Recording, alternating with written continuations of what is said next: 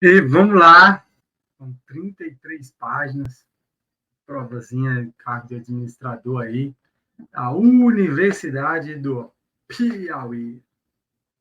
Texto 4. Aquele foi o melhor dos tempos, pois o pior dos tempos, aquela foi a idade da sabedoria, foi a idade da insensatez, foi a época da crença, foi a época da descrença, foi a estação da luz, a estação das trevas, a primavera da esperança, o inverno do desespero. Tínhamos tudo diante de nós, não tínhamos nada diante de nós. Íamos todos direto para o paraíso. Todos íamos no sentido contrário. Em suma, o período era, em tal medida, semelhante ao presente que algumas de suas mais ruidosas autoridades insistiram em seu recebimento. Para o bem ou para o mal, apenas no grau superlativo de comparação. Dickens Charles, Um Conto de Duas Cidades, tradução de Sandra Luiza Couto, editora São Paulo, editora Nova Cultura, São Paulo, 2002, página 15. E nós vamos aí responder a questão 8, e também, com base no texto, tem a questão 9. A banca trouxe assim, né? O texto, duas questões, o texto, duas questões. Em suma, foi assim. Vamos lá, então. Questão 8. Com base no fragmento literário acima, sobre o tempo cronológico, avalie as afirmações a seguir. Primeira, o passado é ambivalente, possuindo, assim, dois valores possíveis para a voz do texto. 2. O presente é semelhante e se compara ao passado. Portanto, são passíveis de comparação. 3. O tempo passado era sempre melhor do que o tempo presente, pois seu valor positivo pode ser atestado em todas as orações do fragmento. O tempo passado é equiparado ao futuro, já que, segundo o fragmento literário, apenas no futuro é que se poderia atestar a qualidade do passado. 5. O futuro é o tempo que está sempre igual ao passado, conforme pode ser depreendido pela última oração do fragmento. Conforme pode ser depreendido pela última oração do fragmento. Assinale a alternativa que apresenta apenas as afirmações corretas. Isso tem que ser marcar ali, porque esse negócio de depois você não ter essa pressãozinha é fria. Eles trazem aqui em negrito, mas o melhor é você marcar apenas as corretas. Beleza? Então vamos lá. Quais estão corretas? Bem, a gente pode ver aqui que as questões corretas é a 1, o passado é ambivalente, possuindo assim dois valores possíveis para a voz do texto, e a 2, o presente é semelhante e se compara com o passado, portanto são passíveis de comparação. Estas são as duas que estão corretas. Então, o gabarito é a letra A, correto? Por quê? As afirmações 1 e 2 são corretas. Elas expressam a ideia central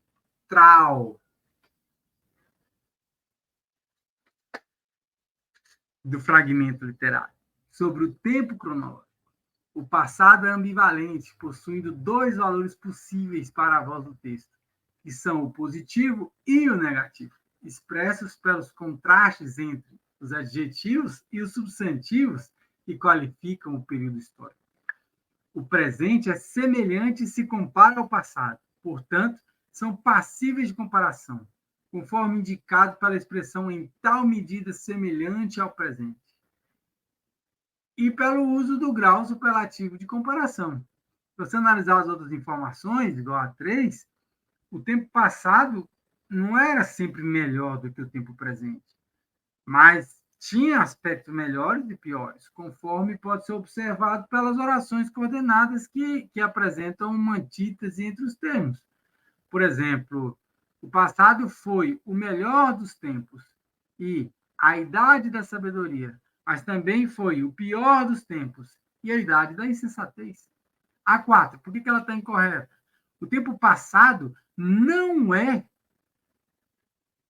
equiparado ao futuro, mas sim contrastado com ele, conforme pode ser inferido pela injunção adservativa, mas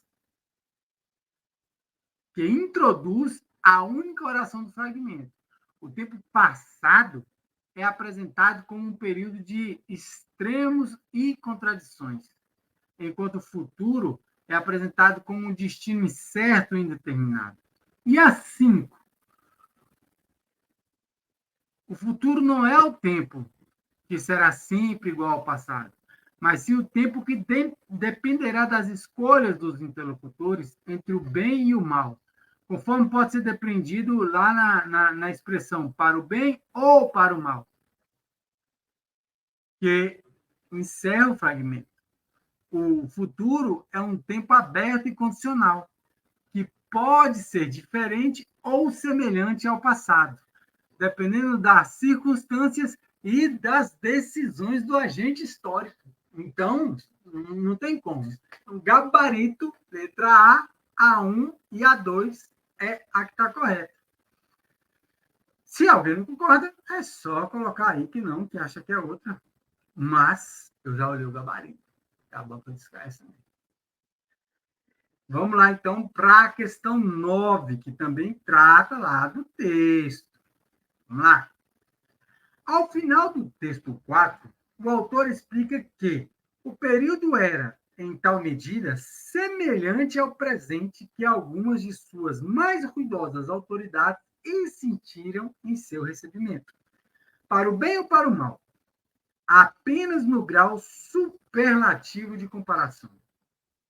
Com base nas definições gramaticais de graus comparativos e superlativos dos adjetivos, assinale a alternativa que contém a classificação correta do grau de adjetivo. Agora a gente começou a entrar nela. Aí vem. Letra A. Dos filhos de meu pai, eu sou o mais velho. Isso é o quê? Um grau comparativo de superioridade? B. Heloísa, quando sorri, é mais simpática do que Fernanda. Isso é o quê? Um grau superlativo de superioridade? Letra C. Estudar português é tão importante quanto estudar matemática. Grau comparativo de superioridade? D. Aquela época era a melhor para namorar. O que seria isso? Grau superlativo relativo de superioridade? E letra E. O teste de seleção na empresa foi facílimo. Grau superlativo absoluto analítico. E aí? Qual é a resposta correta? Eu imagino que a resposta correta seria a letra D. Por que a letra D? Vamos olhar ela aí. A letra D diz o seguinte: o grau do adjetivo na frase, àquela época, era melhor para namorar, é o grau superlativo relativo de superioridade. Esse grau é usado para expressar que uma qualidade de um ser ou de um objeto se destaca em relação a um conjunto de seres ou objetos. O grau superlativo relativo de superioridade é formado pelo artigo definido. Então, veja bem, o grau superlativo relativo de superioridade é formado pelo artigo definido. A, o, os, as, mais o adjetivo no grau normal, mais a preposição de, mais o substantivo, que indica o conjunto de comparação. Um exemplo, o adjetivo melhor indica que aquela época se sobressaía em relação a outras épocas para namorar. Então, ele afirma isso, né, aqui, quando ele diz que aquela época era melhor para namorar. Bem, e as outras questões? O que acontece? Porque a gente estuda assim também, uma maneira inteligente de você estudar. Vamos olhar porque está certo, porque não está, porque não é exatamente como o enunciado pediu, se é verdade, se é mentira. Essa é uma forma boa também. Vamos lá, então. A alternativa A, ela está incorreta, pois o grau do adjetivo na frase "dois filhos de meu pai, eu sou o mais velho". Dos filhos de meu pai, eu sou o mais velho. É o grau superlativo relativo de superioridade e não o grau comparativo de superioridade. O grau comparativo de superioridade ele é usado para expressar que uma qualidade de um ser ou de um objeto é maior do que o de outro ser ou objeto. O grau comparativo de superioridade é formado pelo adjetivo no grau normal, mais preposição do que, mais termo com que se compara. Por exemplo, eu sou mais velho do que você. A B, ela está incorreta porque o grau do adjetivo na frase Heloísa, quando sorri, é mais simpática do que Fernanda.